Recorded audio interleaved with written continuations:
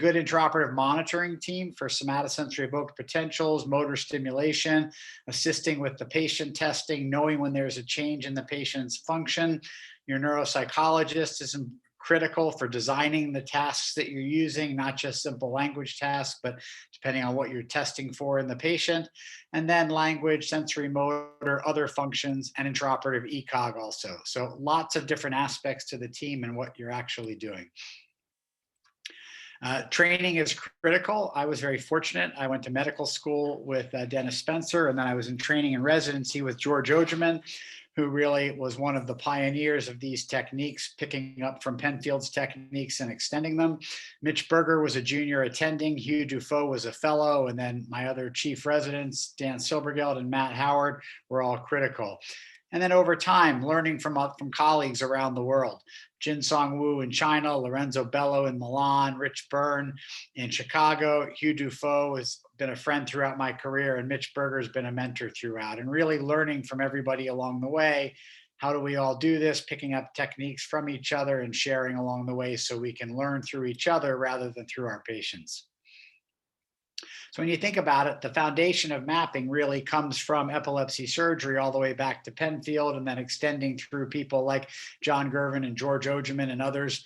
But then over time, really a lot of the mapping advances have been led by the tumor surgery community. But despite the fact that epilepsy is becoming less resective in a lot of ways, mapping techniques remain absolutely critical. And I would stress the importance of this for anyone who's interested in an epilepsy surgery career to understand the importance of learning these techniques.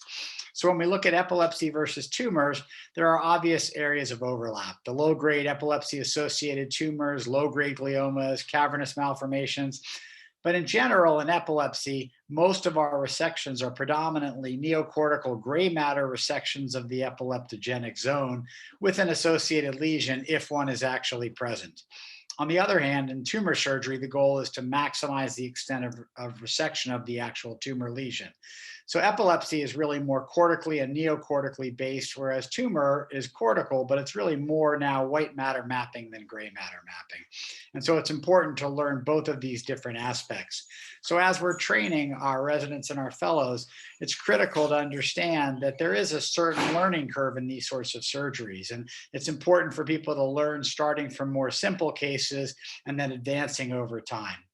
The subpeel dissection and resection skills, preserving vasculature, are critical to learn. And again, different abilities for different targets. So as people know in the epilepsy world and the tumor surgery world, you're not starting with insular gliomas or with insular tumor resections. Those are things that you grow up to over time as you learn more cortical and white matter mapping based skills. So for instance, if we take the cingulate gyrus, parts of the cingulate are very simple. Anterior cingulate resections are really almost just part of disconnections that we get to as part of the approach to corpus callosotomies. But when we get back to these more difficult parts, what Mitch Berger's team has called zone 2, zone 3, below the central sulcus, below primary motor sensory, these are trickier areas to get to and resect. And so really, again, like in the insula, cingulate resections take specialized skills and experience that you build over time. What about advanced imaging? Oftentimes I'll hear, well, I've got my functional MRI, I've got my DTI. The reality is, while that gives us cerebral dominance, it gives us cortical organization preoperatively, it can once in a while tell us if there's function actually within a diffusely infiltrating tumor, and it can help us understand where the white matter pathways are relative to our planned resection. It's really just a preoperative scouting report. So it's not going to keep your patient safe, and it's not going to keep you out of trouble. It tells you where to look, what you're looking for, but again, it's not enough surgically. So preoperatively, I think the imaging is really much more important for studying the vascularity of the approach, what vessels are inside or outside of a lesion or a planned cortical area of resection, what's the specific venous anatomy that you're looking at, where are the critical veins that you have to preserve, are there any that you can sacrifice or not, preserving all of the arteries of the resection field, and really studying the sulcal anatomy, particularly relative to areas that you want to preserve. So thinking about all of those aspects before you're ever entering into the operating room and starting a mapping case, so you know exactly what you're thinking about. So, and then really critically studying the anatomy. And obviously, many, many mentors in our fields, but particularly Professors Roten and Professor Ribas now in Brazil, just really going around the world, just emphasizing critically the need to study our anatomy. And as George Ogerman used to say to us, he would say to us all the time, you can never know too much anatomy, you can never be too good at it. So just look at a relatively straightforward case like this. Here's a patient with seizures that has an infiltrating low-grade glioma. And we can tell this is predominantly a superior frontal gyrus infiltrating low-grade glioma. But if you look and you follow here, you see that the precentral sulcus, as is often the case, is discontinuous. And so in fact, it's quite simple to maintain your precentral sulcus margin when you're on the aspects of hand motor. But as you get into the shoulder area or the leg area, you lose anatomical boundary and differentiation. And if you don't recognize that ahead of time, you're going to follow your precentral sulcus boundary and you're going to follow it inwards and you're going to go right into leg motor and give the patient a leg motor deficit. So recognizing the fundamental aspects of the sulcal and gyral anatomy before you go in for a mapping case is critical. And again, so here after the resection, the gyral anatomy and sulcal anatomy becomes much more clear. But again, this is leg motor boundary right here, not all the way back here. Leg motor often extends and usually extends anterior to hand and shoulder. And so if you're not thinking about that, you can stumble in somewhere thinking you're safe when you're actually not. So I'm a big believer in awake testing of function. Obviously, our other speaker afterwards, Professor Alotaibi, is going to talk about language. And language is a uniquely human function that requires an awake patient.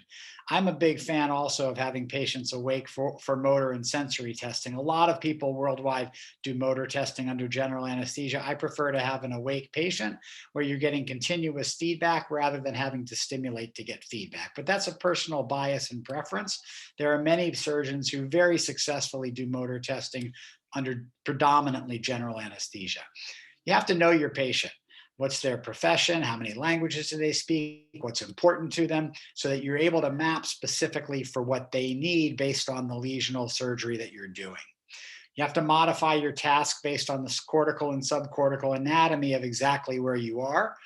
And then, as I said before, subpial resective techniques with white matter knowledge and stimulation combined with vascular preservation. So this was actually, as the tumor field latched onto these techniques, it was really doing epilepsy surgery for brain tumors. But now as the brain tumor glioma field has pushed mapping forward, now we're talking about doing brain tumor surgery for epilepsy. So it's really merging techniques from both of these fields to our patients' benefit. And I can't stress enough times, the greatest risk is a vascular injury of damaging an en passage small artery that's going to give you a small infarct that's going to cause your deficit rather than a mapping-based problem. So sounds pretty simple, right? So we have to pick the right patients. We have to study their scans. We have to know their pathology and anatomy. So what's the surgical goal? We need to know the patient. What are their preferences, their needs? We need to know ourselves. What can we do? What can we not do in an individual case? We need to know our team. So who's on your team? Who's with you? You know, what mapping people do you have in the operating room? What can you do on the day you're there? And most importantly, we can always do more. So it's knowing when to stop. So here's a case. It's an interesting case that we had to play around with a bit. This is a patient with epilepsy due to this anterior temporal, obviously infiltrating glioma. What's interesting about this case is this is a patient who was a music composer. And there's a lot of evidence for right temporal non-dominant contributions to music and music composition. So for this particular patient, we actually designed music composition tasks that we could bring into the operating room. So the patient has a keyboard there. We had to modify his positioning for a right temporal surgery. And so he is actually composing based on what he's hearing is the actual needs for him to compose. So he gets a composition goal, and then he has to compose that himself while we map the right temporal lobe during surgery. So again, working with the patient to find a task set that's going to be appropriate for what you're doing in a mapping setting. So how about positioning and patient preparation. So you have to discuss the experience with the patient extensively. They have to understand what they're going to be going through. I prefer supine positioning for hand, arm, leg, Rolandic, supplementary motor, and most cingulate resections. I prefer to have the patient straight up and down or straight sideways so that everything is always oriented in a 90-degree plane. So I like lateral position for temporal, insula, language, face plus or minus hand, and sometimes posterior cingulate. I prefer to put patients in pins. Oftentimes in the supine position, patients are upright, so you have to worry about CO2 and venous return, precordial Doppler, sometimes even a central line, although not very often. And just remembering there's a lot going on in the operating room and controlling your operating room environment. So here's a standard setup, how we do it, just for somebody. We're looking at a parasagittal approach, so leg motor, shoulder, sometimes even out to hand. So the patient is neutral with a little bit of extension in their airway to help your anesthesiologist out. If the anesthesiologists want to put in a nasal trumpet during the sedation period, that's fine. EMG and somatosensory evoked potential testing through the various muscle groups in the hand, arm, leg, wherever you need them. And then a straight setup, quite straightforward, where the patient has a window to the anesthesiologist where they can see where their appropriate side can be examined. In contrast, for language and other aspects, and I'll leave the language up to Professor Alotaibi, but lateral positioning, I prefer, we position with the arm off the table with an axillary roll in place and a separate arm board so the patient stays comfortable, not having the patient too burdened, not having them strapped to the table, not having heating blankets that are on while they're awake, so that they're as comfortable as possible when they're able to carry out the actual tasks. So now I'm going to move over to specifics of the motor system itself. So in the motor system, as certainly most of us know, the motor system is not just mapping primary motor. M1 primary motor contains over 50% of the corticospinal tract, but there's major contributions from other areas, from premotor and primary sensory areas. But the primary motor M1 connections are predominantly cortical to spinal motor neuron and predominantly controlling distal fine motor function, hand and fingers more than foot and toes. But when we're thinking about motor system mapping, we have to also think about areas that modulate motor control.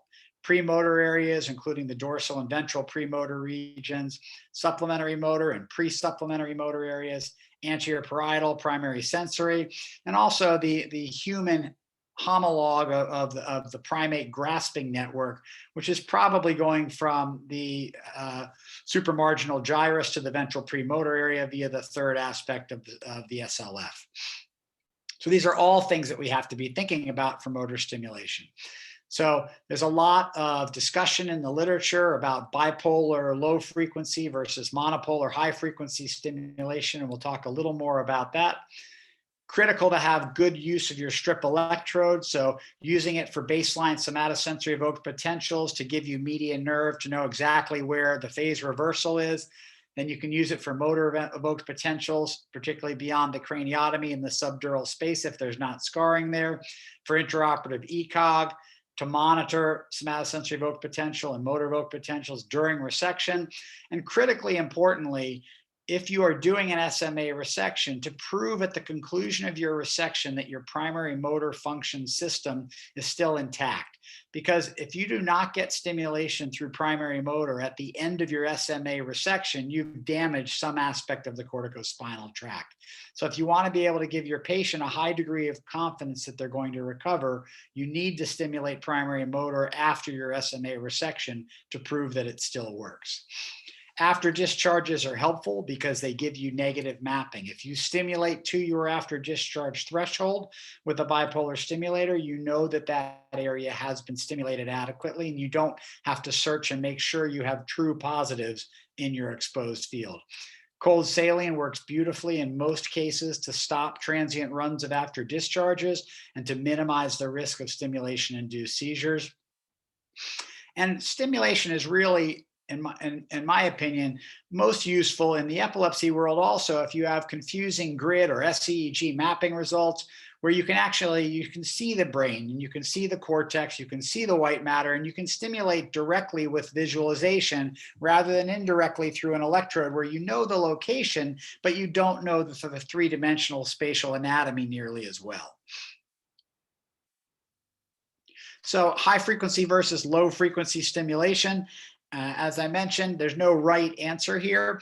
The advantage of bipolar low frequency stimulation is you have a very small area of stimulation between the 5 mm tips. You can go up quite slowly, but at the cortex, there is a greater risk of developing seizures possibly. Monopolar stimulation has the advantage, particularly subcortically. It's the 1 milliamp per millimeter rule. So approximately 1 millimeter away per milliamp. So if you're at 10 milliamps, you're approximately a center away from your white matter pathways.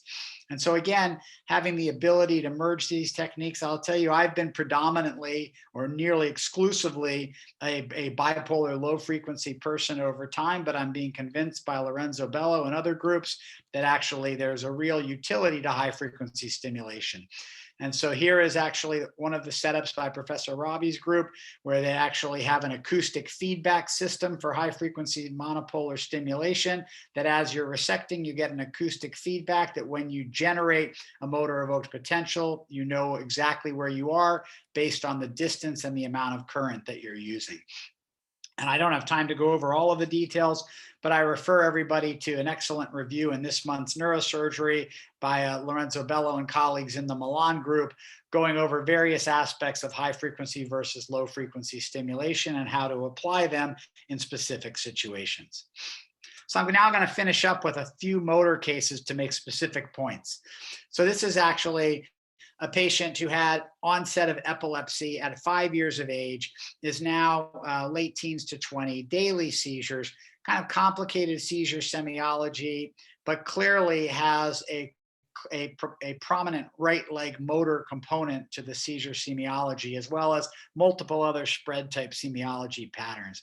And if you look at the MRI here, it's a little bit poorly demarcated along the gray-white junction of the left paracentral leg area, a little bit more so than on the right. Again, right here, just a little bit at the gray-white junction.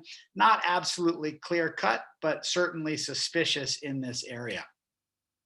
So this is a patient who, without going into all the details, we did a complex SEEG implant to cover all of the possible areas of seizure semiology. And not totally surprisingly, we found onsets kind of posterior SMA into primary leg motor with some shoulder involvement. This is a patient who absolutely did not want a deficit. So what we initially tried is to go ahead and do a resection of the SMA component and preserve the primary component. And then we did a responsive neurostimulator on the primary component. And I'll tell you that the approach actually didn't work. It's important to go through our things that haven't worked as well as what does work. And so basically, even though we removed the SMA part of the seizure onset zone, the primary leg motor part that is completely functionally working with an intact patient is still there. And this is a patient who has not wanted to have a deficit there. So we're now at a point where we have to decide, okay, do we remove that and how much of a deficit might it give the patient? So John Miller at Case Western reviewed primary motor epilepsy resections in an article a couple of years ago. When you look through this, you can see Arthur's got a series in here and several other people who have been part of this series. And what you see is that when you look at outcomes, they're really quite good, about 2/3 angle class 1 or 2. Lots of patients with immediate deficits, but about a quarter or so with permanent deficits over time. But obviously, there's a lot of variability in that. And when you have a patient like this who doesn't have a discrete clear-cut lesion, who has a functionally intact exam, it's likely that that patient's going to have some degree of distal deficit. And the question is, how much are they willing to tolerate that? So when you summarize primary motor resections, again, this seizure control and functional recovery are often quite good. The leg is generally tolerated better than arm and hand with proximal more than distal recovery. Although again, as we saw a few weeks ago with some of our cases in this series, there can be really quite dramatic recovery at time. Lesional better than non-lesional. And for epilepsy surgery, resecting the cortex and really limiting the white matter involvement. But in general, greater resection leads to greater deficits. And Patrick Chauvel and colleagues looking at Talarac's series back in the late 90s showed that if you add more SMA resection on top of primary motor, the chance of a greater and longer term deficit goes up. And that makes sense. When you add motor execution regions to primary motor, you end up potentially having a greater risk of a postoperative deficit. And the problem with these cases is that an exact recovery prediction is difficult. And so you really have to tell patients, okay, yes, we expect you're going to probably have some deficit. It will improve over time. But I think in these situations, you have to predict more even than you might think to be realistic with your patients. Here's another case of a left-handed male with seizures since age 10, focal motor impaired awareness, left arm leg flailing and delayed, but actually starting with right-sided symptoms, and has this scan here with this lesion here along the superior frontal sulcus. So superior frontal sulcus coming back here, here's primary motor just behind it, primary sensory just behind that. So we did an SEEG here. This is the actual main area of the lesion with the main ictal onset right behind that. Again, into the supplementary motor area and along the superior frontal sulcus just in front of primary motor.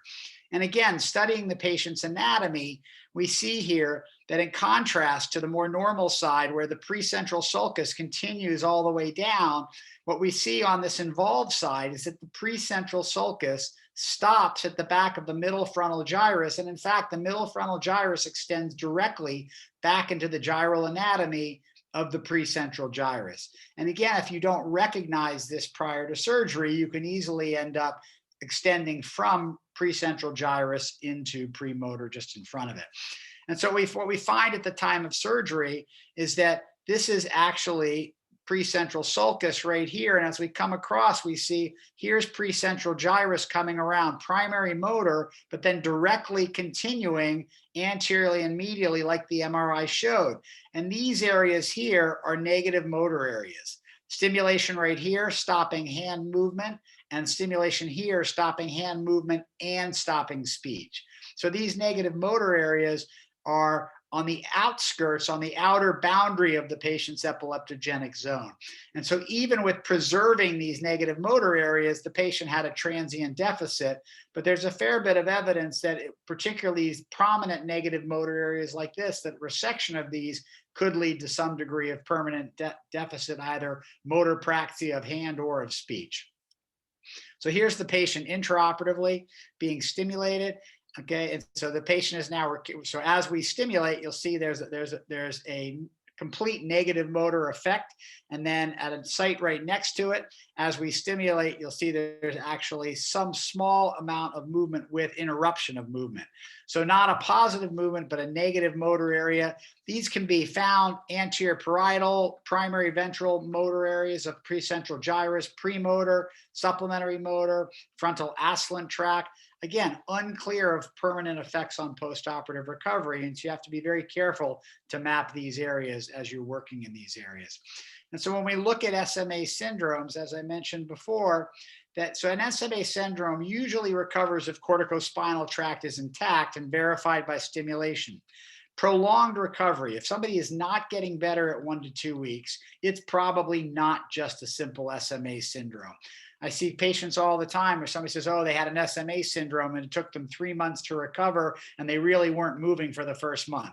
That's more than an SMA syndrome and likely has some aspects of possibly frontal ascending tract to posterior inferior frontal gyrus involvement, or a more extensive cingulate resection as shown in this large Japanese series of low-grade resections. More cingulate involvement and resection with the SMA often leads to more prolonged recoveries. And particularly critical is to not interrupt the callosal fibers. So callosal fibers are critical for recovering SMA syndromes from crosstalk from the other side. So if you disrupt the callosal fibers as part of your epilepsy resection, your SMA syndrome is much more likely to be prolonged or even permanent. And again, the frontal ascending tract has multiple fiber pathway bundles going from SMA, pre-SMA over to posterior posterior inferior frontal gyrus, and again, involved in various aspects of language and motor processing. And if it can be mapped and preserved, it should be. So the last case for 1 minute, here's a patient, seizures for 2 years, up to 10 per day, secondary generalization, starting on the left face. And you can see this thick gyrus here. And this thick gyrus is just at the posterior lateral boundary of precentral sulcus. So at the front of precentral gyrus, leading to middle frontal and inferior frontal gyri. Very active PET scan right here. Patient, so again, here's the overall corticospinal tract here, lesion right on the lateral aspect of it. The patient was treated elsewhere with a laser ablation. And in fact, while that took away the generalization of the seizures, the patient's seizures were from 10 down to 5 per 6 per day. And there was a 1-month post-op paresis to recover from. The video EEG was unchanged, and on a repeat ictal SPECT, actually 2 areas, the one more posterior and also a more active anterior area also just in front of that. So possibly multiple areas of dysplasia or just rapid spread from one to another. So the options at this point, you could do an awake craniotomy with resection guided by ECOG, subdural implant, or an SEEG. We elected to do an SEEG implant, which confirmed that the seizures were coming from the ventral premotor area, frontal eye fields, and also from primary motor regions. So we ended up doing an awake craniotomy here, where we knew that we were going to have to push the resection on the primary motor side to give the patient a hand motor deficit. But we said when we start losing function, that's when we stop. And in fact, we were able to get a very good resection. We knew there was going to be a deficit. It took a month to 6 weeks to fully recover, but ultimately the patient's seizure free because of applying all of these different techniques and tools that we've talked about. So that's a whirlwind overview through mapping in general and motor system mapping. And thank you very much. Thank you very much, Guy, for this excellent talk. As usual, we will continue with the second talk, and we'll have our Q&A session after this. Please, Faisal.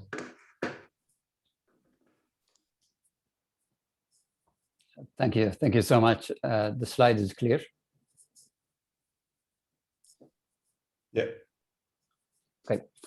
Thank you so much for the invitation. Really, I'm very pleased to join the Global Epilepsy Surgery Technique round. After the fantastic talk that was given by Dr. McKhann, who gave actually an outstanding principles about the cortical mapping and intraoperative cortical mapping for the motor and the also the language function. This is my first slide. I'm going to take you throughout language mapping techniques and the current challenges. We know that mapping of the brain function started from the outside, and after that we have the landmark era that we have the identification of Broca's area, the expressive language area and the receptive language area, and the other motor function and cortical function. Penfield used a similar technique actually that what we are using nowadays, and this is after almost 100 years, by exploring the brain and doing intraoperative mapping under awake condition. This resulted in one of the most interesting textbook that has mapped the different cortical function. You see John Gerken here is one of the trainees of Walter Penfield, and I had the pleasure actually to work with him during my residency and during also my fellowship with Dr. Andrew Parent and David Stephen, London, Ontario at Western University. In the motor cortex, we do it initially under awake condition, as has been discussed very nicely by Dr. McKhann. Then after that, we moved into doing it under general anesthesia using a monopolar stimulator, and we were able to stimulate the cortex and also the subcortical fiber during the procedure. This is a patient, an example for that patient with a cavernoma, which is located just below the motor cortex, and we have to approach this cavernoma through transcentral sulcus approach. And we know that when you do this approach, you induce only a specific deficit based on the entry point. For the extraoperative, for language mapping, we do commonly extraoperative language mapping using a grid And in those patients who has the seizure onset zone at the vicinity of the language area, whether it is the Broca's area or the Wernicke area. Starting with this example, a 13-year-old boy with a speech-induced seizure, which is really rare to see. However, it is very challenging to map the language area when they have the speech itself will induce the seizure. And this boy has this lesion, which is ganglioma at the vicinity of the Broca's area. Extraoperative mapping, now the patient is reading, as you can appreciate here.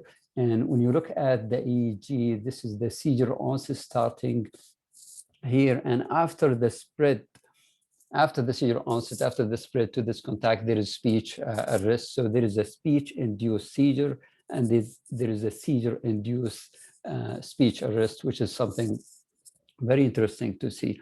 These are the seizure onset contact, and when there is a spread to this contact, there is a speech arrest, and this is the Broca's area.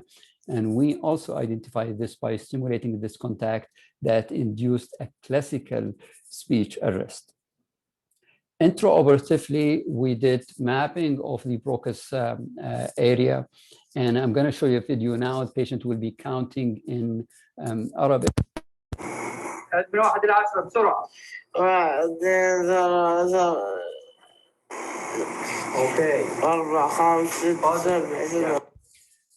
So you can appreciate that there is a speech arrest during the counting, and this is a very classical for the Broca's area. Post-operatively, the patient did not have any deficit, and this is the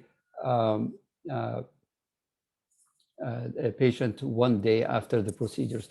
When we look at the anatomical area, opercularis triangularis, which is the anatomical area for the Broca's function, Broca's speech function, we found that the speech is actually shifted posterior to this area, which is very, very close to the tongue area.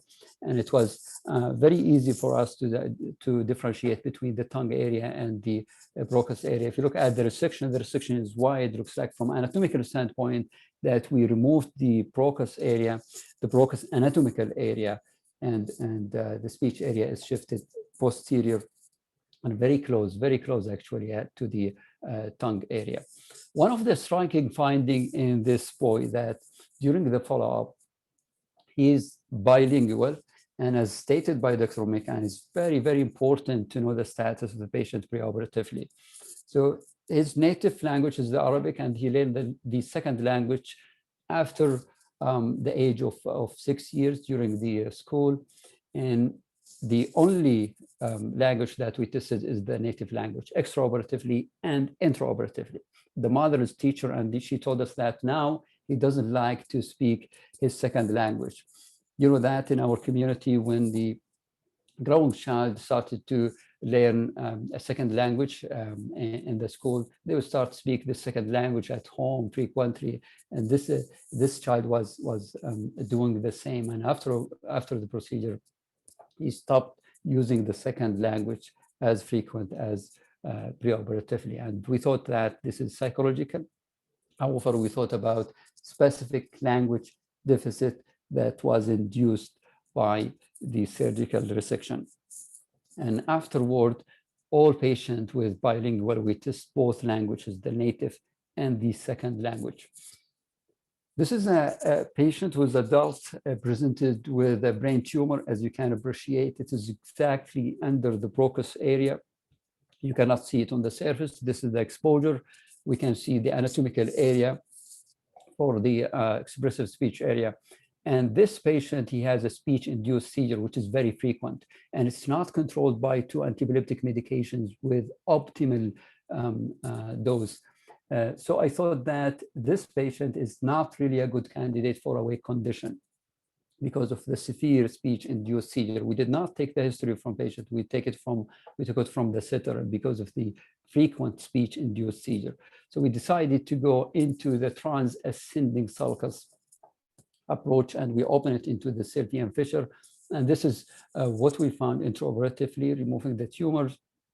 And postoperatively, you can see here from the video, this is the approach opening in the Sylvian fissure and going into the ascending sulcus, preserving all veins and the arterial supply for the anatomical area of the expressive speech. This is the post-operative imaging, and post-operatively, the patient did not have any.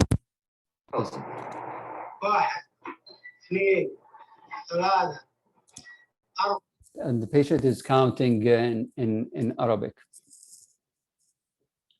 In general, as illustrated and discussed by Dr. McKhann, this is what we are using for the language mapping. We use bipolar. We don't use monopolar for language mapping, and we think that it is very precise, and the chances of seizure is not that high. Seizure-induced by the electrical stimulation is not that significant. In the scalp block, we use a regional scalp block. It's not the whole scalp, entire scalp, and we freeze it with McKhann and lidocaine. Then this is the, as you can appreciate, this is the setting. We use transparent drape. In addition to that, I found that using the microscope is really very helpful, because the speech pathologists, neurologists who are conducting the language testing intraoperatively and delivering the task, they can see the monitor and they can synchronize without inducing any sound. They can synchronize the test with the stimulation of the cortex. One of the important things is the preoperative baseline speech error rate assessment. And this is very critical, especially in the second language. So we do a baseline speech assessment preoperatively with a systematic way and with the same standardized language testing. We do it intraoperatively and we do it postoperatively. And by assessment of the speech error rate is very helpful actually to be used intraoperatively to identify whether these, especially in the second language, whether these error is error related to the proficiency of the language or related to the stimulation itself. And when we expose the dura in certain patients, especially in the temporal area around the middle meningeal artery, the dura is very sensitive, and we can also give a local anesthesia to this area using insulin syringe and a small needle. We conducted a different way of anesthesia based on the neuroanesthesiologist's preference and comfort. Sometimes we do awake local anesthesia without sedation, and sometimes we go and we do a sleep-awake sleep. Sleep-awake sleep is really, really much better. This is what we found. It increased the comfort for the patient during operatively, and also we did not find any confounding factor regarding the waking from the anesthesia and the language testing. When we test the language, usually in the Broca's area, is very straightforward, and it is really much easier than the Wernicke area. We have a speech arrest, and we can have hesitation around the speech arrest area. And we can differentiate actually the tongue area from the Broca's area by simply asking the patient to protrude tongue, and we can appreciate the contraction of the tongue. And this is related to stimulating the tongue motor area. However, when you do the language mapping for the Wernicke area, the receptive language area, it is a little bit different. And you need a lot of speech tasks. You need to deliver more tests to identify the error induced by the stimulation. We can find speech arrest, however, it's not the common. And the most common is severe hesitation of the speech. And you can find around it milder hesitation of the speech. And what we found that these hesitations, if you take the cortex underlying this area that has been identified with hesitation, there is a word-finding difficulty postoperatively. It's not hesitation. They can read very well, however, they can have a word-finding difficulty. In addition to that, you can find different speech error related to the stimulation of the Wernicke cortical area. One of the things that we do, we deliver about 2 to 4 seconds of stimulation, and in between 2 to 3 seconds. And as you can appreciate from this diagram, in addition to that, when we identified an area with speech arrest or hesitation positive, We move 2 centimeters, and after that, we go back 1 centimeter close to this area. And we found it really very helpful, because when you stimulate an area, sometimes the threshold will change. So we go far away, then we go back into this area again by 10 millimeters. One of the interesting things that we found also, language switching. When you test the second and the native language, sometimes we can have stimulation-induced language switching from second to native. This is the most common. Interestingly, we found that some group of patients, they have the opposite switching from native to second language.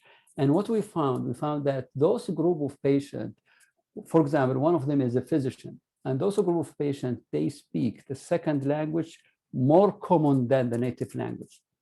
So most of the day they speak English. Like a physician in our region, if you go to Dubai, Riyadh, in the hospital, they speak only English. And we have many people coming from all over the globe with a different native languages. So those group of patients, they can have stimulation-induced switch of language from native to second language. And this actually can be discussed later on. During the procedure, there is a chance of inducing seizure, because we are operating on a patient with epilepsy and tractable epilepsy. Preoperatively, we give anti-seizures. Then electrocorticography is very important, and we start stimulation away from the seizure onset and away from the active electrographical area. Brain cooling is very important to have. And in case of electrographical seizure, non-clinical seizure, and this is, we see it sometimes in certain group of patients, we do brain cooling to suppress the brain activity. One of the findings that we saw, if you have, for example, an area, cortical area with cortical dysplasia or ganglioma, for example, and there is a polyspikes, you can suppress the whole brain activity except this polyspikes will continue, and we call it a naked polyspikes, which is surrounded by a suppressed brain activity related to the brain cooling. In children is very challenging. However, in certain group of children that really we need to map the language intraoperatively, we can do it in certain group who has a very good cooperation and cognitive function. And this is a child who has non-lesional epilepsy. This is operated in the east coast of our country. And you can appreciate there is no lesion there. And what we did, we placed a grid, we did mapping, extraoperative mapping. Then after that, we shifted the patient to the operating room with sleep-awake sleep. And we left the grid electrocorticography on all the time. And we exposed the cortex, and we did the resection afterward. And this is what we found. This is the speech area, very classical for Broca's area.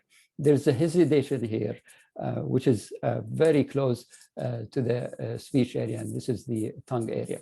For those children, one of the most important thing is the use of tablet or iPad, and using game preoperatively, and to tell them how to count and how to use the game intraoperatively. One of the striking things, those kids, they become engaged 100% with the game once they wake up from the sedation intraoperatively. And if you ask them postoperatively, they will tell you that we were playing game intraoperatively. They don't remember anything what happened inside the operating room. And there are many, many children that has been operated and published in full paper and abstract all over the globe. This is a patient with Wernicke area mapping that we have done, and you can appreciate there is a large glioma sitting there causing anatomical distortion and physiological distortion. And as we discussed, when you have an area with hesitation, there's an area with hesitation that we have to take it because this is at the edge of the tumor. And this patient actually developed word finding difficulty postoperatively. It was very clear actually during the first 3 months. Then after that, recovered slowly. And now it is not noticeable by anyone who doesn't know this person. It is only noticeable by the people who are very close to this patient. This is the sitting transparent tape that we can see the patient. We can see also the neurologist, speech pathologist who are conducting the task. We use iPad, use the same test preoperatively, intraoperatively, and postoperatively. And this is the testing of the second language intraoperatively. 3, 4, 5, 6, 7, 8. So this is priming during the procedure. We start by counting, then after that reading and mentioning word. And for the second language, use the simplest task for speech function, like counting, reading, and word verb generation by identifying certain object in the language. This is the synchronization. So when they look at the monitor, it is really very helpful for the speech pathologist to deliver the task. 7, 12, 3, 4. Hesitate. And you can appreciate that there was some hesitation in this area that has been identified. Also, we assess the comprehension, and this is done by the speech pathologist. The finding that we saw in certain group of patients who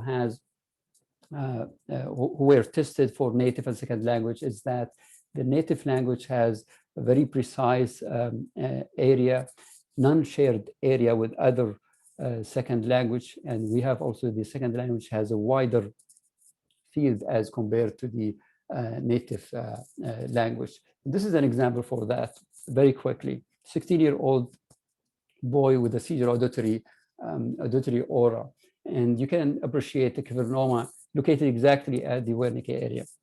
And this is what we found. There is some shared area, and there are another non-shared area between the native and the second language. This is a 28-year-old man who's a translator who's working in the United Kingdom. So his living is dependent on his speech function. And this is when we did the mapping for the native and the second language, the Arabic and the English. And you can appreciate that there is a difference between the location of the native and the second language. And all those patients, they learn the English after the age of 5. They did not learn it during the early childhood. This is another patient, and we found a consistent finding that the native language has a smaller field as compared to the second language. So we think that there is a language-specific cortical areas can be identified, and language-specific deficit does occur. Testing different languages in multilingual individual is recommended. Non-shared native language is very common that we see, and the shared native and second language we see in certain patients, and non-shared second language we see it commonly. And those patients, they learn the second language during the school phase, not during the early childhood. And this is a paper that really the fantastic work that has been done by Dr. McKhann and George Ogeman, testing both monolingual and bilingual patients. And this is a study that described a significant, actually, intraoperative technique and very impressive finding. The thing that we don't test, and we did not test actually during the cortical mapping, what happened to the speech function when you go from superficial cortical area to the deep cortical area. And this has been identified by other group that when you place deep electrode, there is a differential in the speech function when you move from superficial all the way deep into the cortex. And the Broca's area, we know that can be activated by music. The functional imaging is good, however, it has its own limitation. This is a study that was done for Neymar Functional Mri, and they compared Neymar with non-professional football player. And you can appreciate here the activation of the foot area during performing the task is very minimal in the professional player like Neymar, and in non-professional you can see it is very wide. So there is a limitation in a specific localization of the certain brain function by the functional MRI. We know that there is a growth of language when the person learned a second language. There is more cortical thickening, and this is related to learning a new foreign language. The other interesting that we do, and we think that it is better to do, is to keep the room silent during delivering certain tasks without any sound that can activate the auditory cortex that can contaminate the stimulation. And this has been shown by Edward Chang a group that the sound can activate a different area. That include also the Wernicke area. The DTI in the future, thickness, density, probably can be helpful in identifying where is the exact location of the speech function. This is my last slide. And this is a study that was done by Barfia from Spain. It's very interesting and exciting, and showed that how much cortical plasticity, even in older patients, that you can shift the language area by delivering chronic stimulation using grid over weeks into the other hemisphere. And this has been identified by functional imaging and also by intraoperative cortical stimulation. Finally, I would like to acknowledge my group that I work with from different hospitals, and thank you so much. Thank you very much, Faisal, for this very nice talk. We start our discussion now. I think we're gonna start with some specific questions from the audience. There is a question from Julio Mojado to Guy. In your view, how much deficit is tolerable in a child considering the long-term outcome, mainly concerning the epilepsy outcome? Right. Yeah, I think that's something all of us at the panel can talk about. I mean, as we know, we oftentimes accept substantial amounts of potential deficit for seizure freedom because of how severe seizures are, which is completely appropriate. And not to mention, the younger the child, oftentimes the greater chance for compensating with at least a significant degree of functional recovery. So some of that, I think, is obviously the age of the child. So are they young enough that we expect more plasticity over time, or are they already in their teens where we expect less plasticity over time? But I think also it's the severity of the epilepsy. Like that patient I showed with the leg motor epilepsy, when we first started treating them, they didn't want surgery at all. And now that we've been through a surgery and the RNS failed, now they're at the point where they probably want us to remove the leg motor area, understanding how severe the seizures are. And so I think sometimes this requires time for families to weigh the severity of the seizures versus the potential adverse effects of having some degree of deficit. You know, I would be interested if any of the people on the panel have tricks in patients who have intact function to understand, you know, how you predict how much deficit you think a patient may or may not have. I think that's a very challenging question that we all deal with. I think it's very difficult because it's very difficult for a person to understand the relation between a deficit and a gain, but it's a very important question. I thank you for your talk. And I completely agree with Guy, as you said. Your arguments are the key, right? To discuss that with the patients and to, I mean, it's hard for them to predict or imagine how life is with the deficit, but it's you should just discuss it with them, right? The second question, maybe to Faisal, do you use a neuropsychologist while testing a Wernicke area? Yes, we do have a neuropsychologist and speech pathologist. Okay. And the testing is done pre-operatively and intraoperatively and post-operatively as well. And then a question to Guy, how long are the patients alert for testing in your experience? Which means how long have you time for surgery? So I think, again, that depends on the patient. We try to have the awake intraoperative portion limited to 60 to 90 minutes if we can. A lot of patients fatigue after that, but sometimes, I mean, we'll have patients who are, who are intact, young patients with, insular dominant surgery where they'll stay awake sometimes for 3-4 hours if we need them to, if it's taking longer. So it's a work in progress with you and the patient working together in that setting. But ideally, we try to do 60 to 90 minutes if we can, because of the fact that, as I said, patients fatigue. Mm-hmm. And in your daily practice, fMRI, what's the role for the fMRI in motor surgery? As I said in my talk, I think that fMRI is very useful to help you understand, particularly sometimes you have a subcortical lesion and it's right below it's right below primary motor, and you're trying to figure out exactly where you think the motor fibers are deflecting around it and things like that. I think it's very useful. Ultimately, though, at least in my practice, it doesn't keep me from doing surgery awake. It doesn't change how I do the surgery. It just tells me where I want to start looking for a safe point. As Professor Alotaibi said, when you're in the precentral area, or particularly transcentral sulcus surgery, which you end up doing a fair bit, it's all about where's the safe approach to where you're going.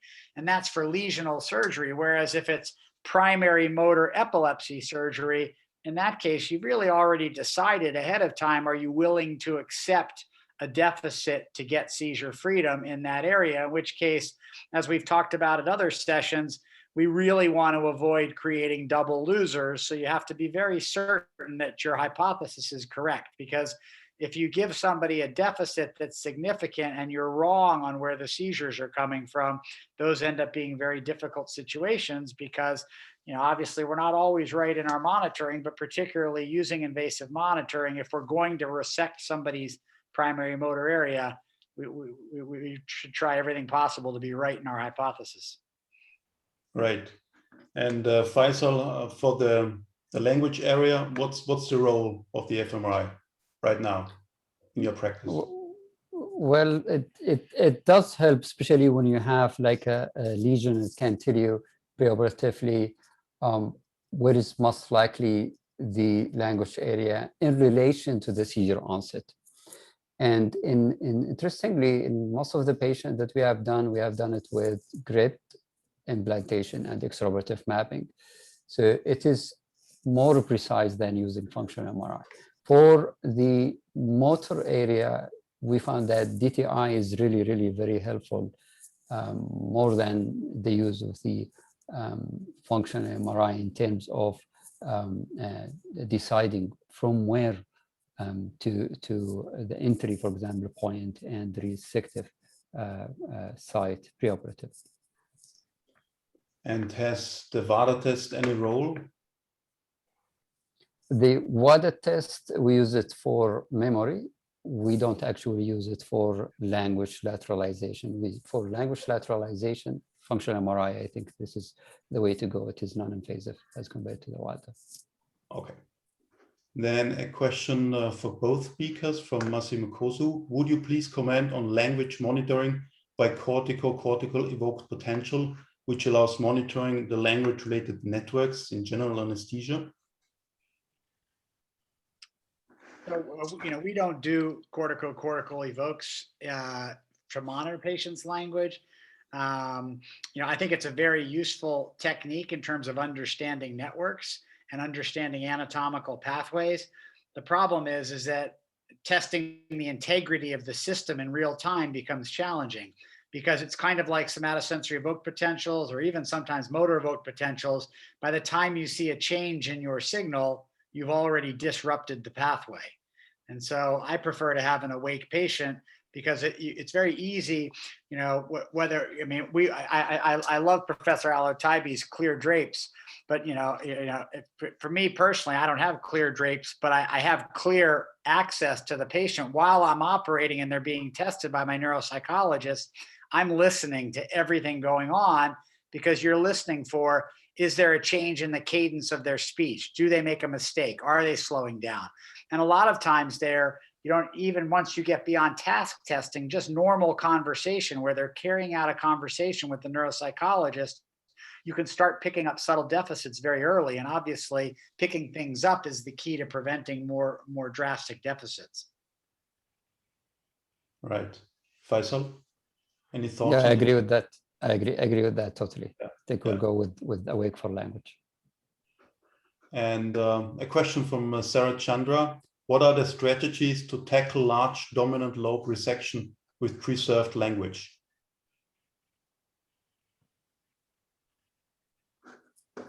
Oh, anyone? Guy? Yeah, I mean, I think that, so obviously it's going to depend on, is there a pathology or is there not a pathology? You know, if there's a pathology, then obviously you've got the pathological aspects of the surgery. And if there's not, then it's just a matter of you're trying to find out, okay, where can you not resect, right? So, you know, in the non-dominant frontal lobe, you have a lot better ideas and things, although actually there's a lot more non-dominant functional mapping going on around the world now. But in the dominant frontal lobe, you're trying to find out, you know, like Professor Alotaibi showed in some of his cases so beautifully, where can you not go in this patient so you understand where you can go. And so you set your limits of safety based on the functions you're trying to preserve. I think it is based on where is the mapped function, where is the identified function that you are going to have to avoid preoperatively. So you have to do the functional MRI, you have to do your study preoperatively. Then after that, you can plan the resection area, whether it is extensive resection or limited resection.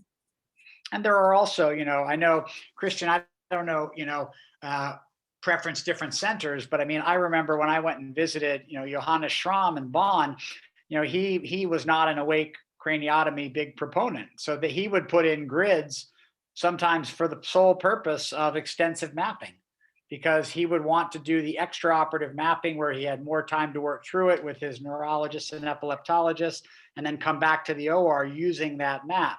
You know, the hard part there in my experience is that obviously it's a two-dimensional cortical map. And even if you map with SEEG, then that's the question of, well, do you have enough electrodes to be certain that you're mapping? I think SEEG motor mapping is a lot easier than a language network. I don't know if Jorge has thoughts on that. I agree with your comments about it. I think there are different mappings from the SEG. I think we can also map language, but it's probably more straightforward, similar to subdural map with SEG. I think you add into the white matter mapping that you cannot obtain with the surface mapping. That's one of the main advantages of the SEG. So, Guy, if I may ask a question about your talk. First of all, congratulations to both. I have a specific question for Guy. Guy, in general, when we go and operate at peri-Rolandic areas, surgeons will become very shy, and very oftenly we end up doing small resections in that area. And in order to preserve function, that's what one of the goals of surgery. But in the peri-Rolandic cortex, there is a high risk for worsening seizures if you do a partial resection of the epileptogenic zone. And this is specifically related to the peri-Rolandic cortex. So I just want to ask you how this is incorporating in your decisions about you're trying to preserve function as much as possible. And if the patient has improvement in seizures, it's okay. If not, but at least to preserve the function, or you try to go for everything. You try to absolutely resect the entire epileptogenic zone, and if this will cause a neurological deficit, it is the price to be paid, instead of doing a small resection and have the risk of worsening seizures after. So it's a complicated question, but it's a question that I have in my mind every time I operate peri-Rolandic cortex. Should we go for small and try to preserve the function, or really should go for everything and then compromise function in order to make sure the patient is seizure-free and not worsen seizures?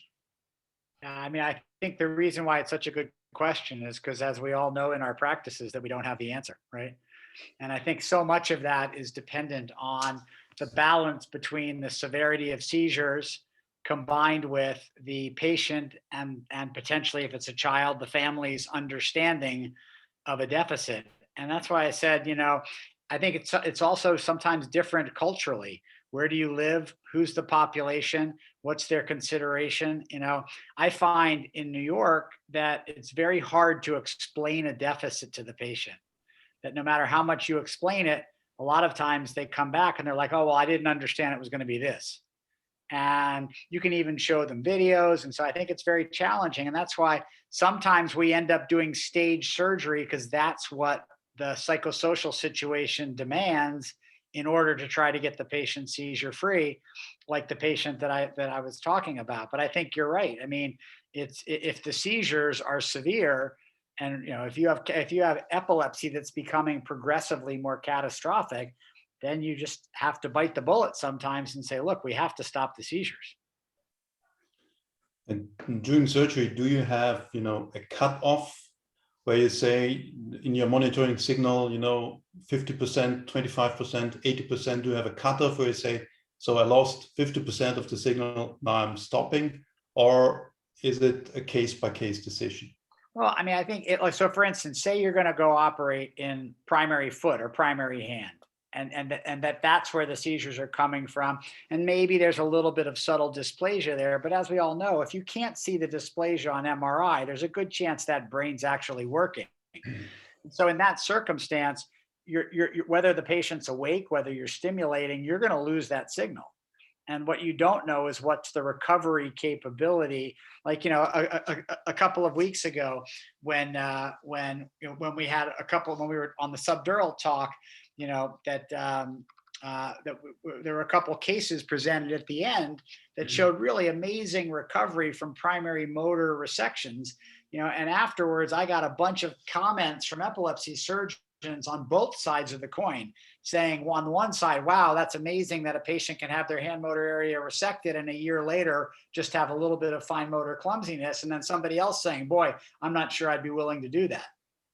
You know, I think that's the problem, is we don't have the predictive tools at this point in time to predict recovery. And that, you know, that's what we need, but we don't have the imaging biomarkers yet. Yeah, that's very true. And what are your strategies to identify preoperatively or intraoperatively these deep penetrating small arteries to the white matter? Do you have any solutions to identify them before you? I want to take that first. Yeah. Sorry? I was just asking if Faisal, if he wanted to answer that first, since he was talking perisylvian in particular. Yeah. To identify the arteries that goes through the sulcus? The small penetrating perforators that go to the deep white matter. Because sometimes we're doing surgery, perisylvian surgery, all of the MCA branches are perfectly patent, but still you have then in the deep white matter a diffusion restriction after surgery and a severe deficit. And these are the small penetrating perforators, which we are unable to see preoperatively on imaging. And I would be interesting to know if any one of you have strategies to identify them before having the deficit. Well, we try to trace this one during the preoperatively in the MRI, and where is the location of these perforators, most likely location, then during the navigation, and intraoperatively under the surgical microscope. These are the things. Sometimes when there is a lesion and distortion of the anatomy, especially in glioma, it's really, really very hard once you go inside the glioma to differentiate between perforators and the small arteries that goes into the glioma. I think Guy can comment on this. So Chris,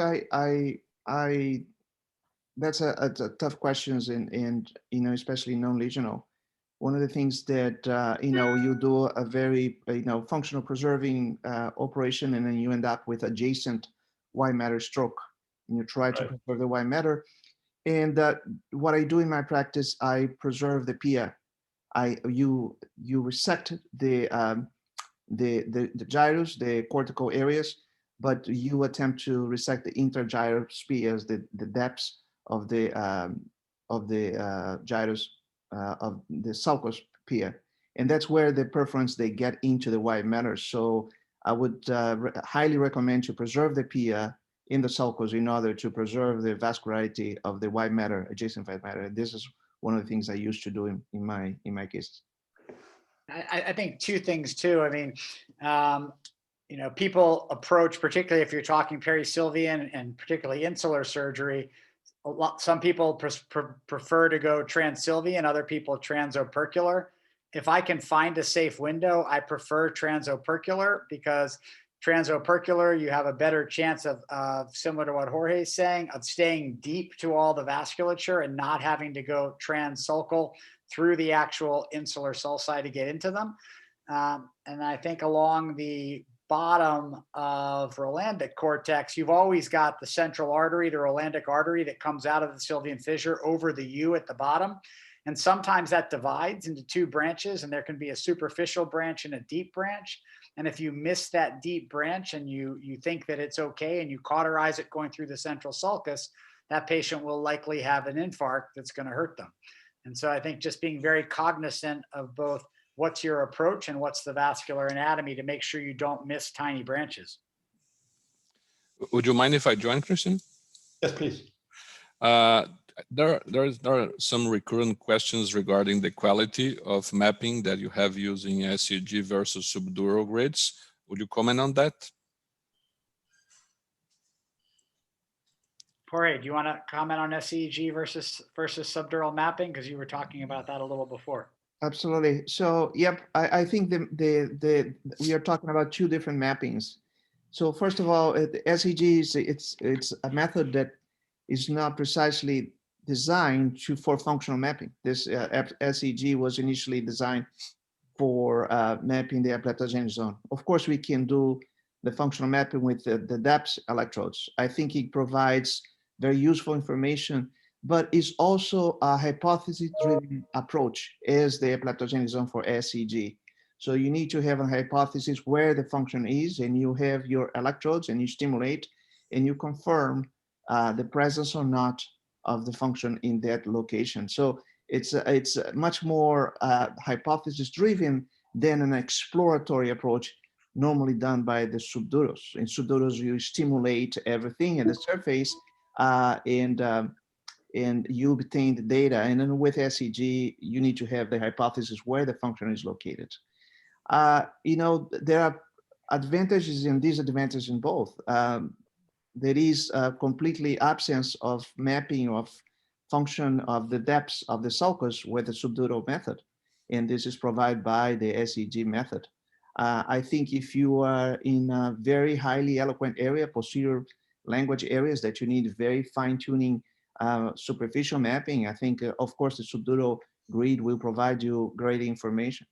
And what's important here is also the complement of other methods with whatever is with the DTI or whatever is with an awake mapping when your mapping, for example, with SEG is not satisfactory.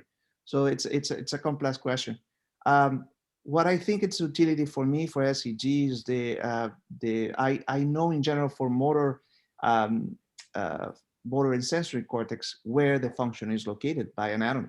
I think this is something that it's many times very clear. And if you add DTI, you have your functional mapping right away by anatomical means. That's one way to see it. In posterior language areas, it becomes much more complicated. So that's the reason perhaps when we do SEG, we complement with awake, or if the mapping is not adequate, we complement this with a subdural grid in that location. I think also that one of the issues is that even with subdural grids, you're doing 90-degree mapping, right? I mean, you can do across a diagonal, but you're limited by the spatial anatomy of the grid. Unless you have a very high density grid, most standard grids, you know, the brain doesn't work at 90 degrees. The brain gyri go whatever direction they want. And so even when you have a really good 3D reconstruction that you've overlaid, it's hard to sometimes tell, okay, between these two electrodes, is there actually a sulcus in between them or not? Because, I mean, that makes all the difference in the world. And you can only, you know, you get much better validation and verification if you have a patient awake and you can see their anatomy than actually. So I think a lot of times, if you're really worried about an area based on your grid or your SEEG, that to me is another indication to keep them awake in the operating room. Yeah, and the other issue is, what is the level of evidence that doing awake or asleep is better? Well, so I think that the level of evidence in the glioma world is fairly substantial now that it's not awake or so for motor, first off, it's not awake or asleep, but just that having the ability to extend resections by having patients mapped makes a difference in their overall outcome, where you know there's an outcome. Seizure-free outcome, you mean, is there a study that says, okay, well, if somebody has, SMA epilepsy and you map them versus you do it asleep? I'm not aware of that study if it's been done. And how would you explain that half of the people do it asleep and how half of the people do it awake? What we as a community should do to get the answer?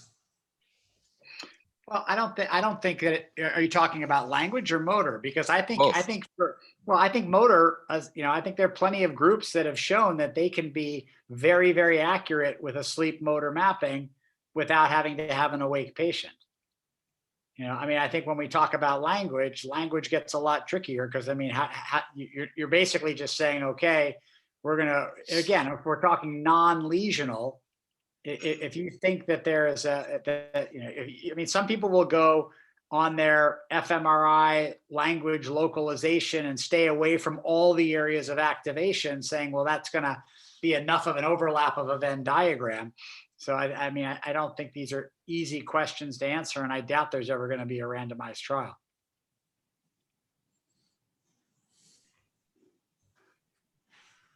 Any other thoughts on that specific question? So we in motor areas, we never do it awake. For language, we do it, let's say, sometimes. The decision to do it awake or not in language areas is pretty much based on the fact if it's a lesional or non-lesional case. In non-lesional, it's I think impossible. But in lesional cases, you can do it asleep with the fMRI, in our experience at least. And yeah, I think, sorry, Arthur, I think this is absolutely not only a decision made by the surgeon. I think it's the type of system that you have available in your hospital. If you have availability to do awake procedures in your hospital with a high trained group of anesthesiologists and electrophysiologists, I think you have the tool. But in many hospitals, you don't have that. So it's in many times is what you have available, and as long as you understand the basics and you compensate with other methods, I think those are valid points. I think it's also a problem with where do you work? What are the resources that you have available in your system? All right.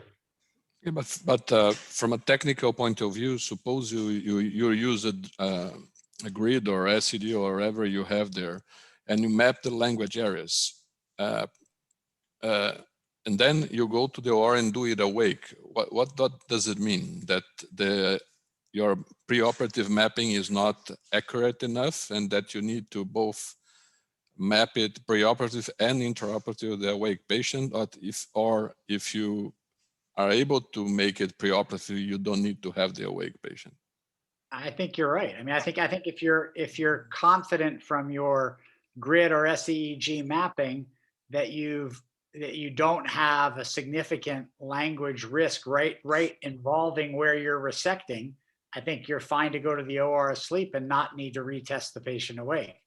But if I find that my resection's right on the edge of where I get language involvement from stimulation, I would prefer to have that patient awake to be absolutely certain about what are the boundaries of how much I can extend my resection. Agreed. Okay, I think we have 8 more minutes, but let's see if I can pose one more question. How often do you see receptive language areas in the superior temporal sulcus rather than the planum temporale in epilepsy patients? Was a question addressed. Can any one of you comment on this? I can make a comment about the, I believe this is a more SEG related question. Yeah. We see quite commonly language function in the posterior superior temporal sulcus, especially in the areas that are adjacent to the plenum temporale next to Heschel-Gyrus and going posteriorly. This is a multi-sensorial hub, as we all know, and you have visual and language and connections from the basal temporal area. So it's a highly eloquent area. So we see that quite frequently. We try to preserve the function and preservation of the superior temporal sulcus as much as we can on the dominant side. I tried to compile some questions here, and I think one that would come out as a result of the compilation would, how does it work from a practical point of view? Suppose you are working near the Broca's area, and then you resect and test, but what is the timing for not getting a lesion? So because sometimes you resect and the Broca is very well located, and you have a deficit, and then you cannot go back. So how do you exactly map and when you stop? So I think that there's oftentimes debate with people who do awake surgery. Should you do the riskier part at the start when the patient's more awake, or should you do the riskier part towards the end? You know, and I think I've heard people argue it both ways as their preference. And I think it works both ways depending on how people try to do it. You know, I know like Hugh Dufault for low-grade gliomas, he prefers to find everything he wants to find at the start, and then he actually puts the patient under LMA and does the resection based on what he's already mapped. I prefer generally, if we can be relatively quick with the resection, to actually do the dangerous part last, so that we've already done the rest of the resection first. So I don't think there's a right or wrong answer. Would you like to comment, Faisal? Yeah, exactly. It depends on the case and depends on the pathology. So if you have a lesion, this probably is more easier. And we do the mapping first, then after that we delineate where is the resection area. And actually we start from very close to the speech area. If it is close to the speech area, this is the start point. We don't start far away. So we do the mapping, then we start the resection from the delineated area of resection away from the speech function. We move about, in certain cases, is about 5 millimeters. And interestingly, when we go 5 millimeters, especially in lesion, we found that postoperatively, some patients, they have some speech deficit. And however, this speech deficit usually it's transient, and we think that this is related to swelling and manipulation of the area rather than like any insult that happened to the speech area. Okay, Arthur, do you want to add anything or? No. Okay. If you allow me just to have one Yes, question from the panel, like also for Jorge, when we put the DIPS electrode and this DIPS electrode goes into like Broca's area or Wernicke area, is there any deficit of the language area from the insertion of the DIPS electrode into this area? The short answer is no. Agree. No. So, no. It's amazing where you can put electrodes and not have deficits. Exactly. This is what we found actually. Like you place the electrode within the speech area, and you are sure 100% that you are there. There is no deficit. Yeah, it's volume, right? It's such, as long as there's no contusion or bleed, it's such a small electrode in an area that has a much larger volume of functional tissue. Yep. So again, like for everything that we do, it all depends on the devices that you use and the technique that you use. In the past, if we use large depth electrodes, you're going to have many times a transitory deficits because the electrodes are so they're larger. But with the more updated small caliber electrodes, you should not have any deficits. The deficit will be caused by a hematoma, by a complication, by a hemorrhagic complication in the area, but not by the mechanical placement of the device. I completely agree also. Although I agree with that, from a clinical point of view, we do see insertional effects of DBS electrodes, which are a little bit bigger than SEEG electrodes, but we do see insertional effects of DBS. So there might be some minor effects, although I do agree that from a clinical standpoint, you don't see it, but it might be there if you look carefully. I don't know. I think one other thing, just in the comment, Professor Rossler made the point in the comments, question and answer, which is important to stress, and hopefully we have, that for tumor surgery, that a sleep stimulation, particularly a sleep high frequency stimulation, is at least as good, and in some cases possibly even better than having a patient awake with low frequency stimulation. That review paper recently out of Lorenzo Bello's group talks a lot about the sides of the debate on that, but I don't think we should leave people thinking that everything has to be awake all the time, because I know that people here were talking a lot about how they do their motor fully asleep, and there are plenty of people who do motor solely asleep. Yeah. I think that was a very good closing remark for this session. I thank everyone for this nice discussion, and we will see us in a month when we're going to talk about frontal lobe surgery. Enjoy the rest of the day. And now we'll open the link for the post-webinar meeting. Yeah. Bye-bye.